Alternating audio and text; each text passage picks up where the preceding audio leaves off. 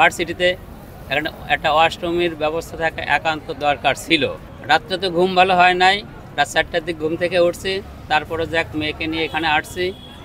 আসার পরে অনেক সময় পাইছি, একটু ঘোরাফেরাও করছি, নাস্তাও করছি, কিন্তু মূলত এই জায়গায় আসে যেটা আমার কাছে বেশি মনে হয়েছে, যে পর্যায়ের একটা অ্যাডমিশন টেস্ট বা একটা ভার্সিটিতে একটা ওয়াশরুমের ব্যবস্থা থাকা একান্ত দরকার ছিল, এইটাই কিন্তু আমার সবচেয়ে বেশি লাগছে। তারপরে বসার জন্য যেটুকু যা লোকজন এদিকে সেদিকে বসে যাক সময় কাটাতে পারতেছে, কিন্তু ওইটার একটু বিশেষ প্রয়োজন ছিল আমার মনে হয়।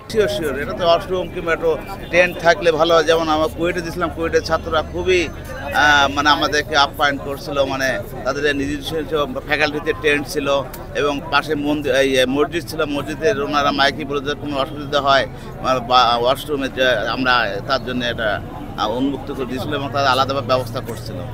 এখানে একটু করলে ভালো হতো, যেমন অনেক লোক এখানে এসছে বিশ্ববিদ্যালয়ের তরফ থেকে, যদি ওনারা এই ব্যবস্থা করতেন তাহলে আমরা খুবই খুশি হতাম।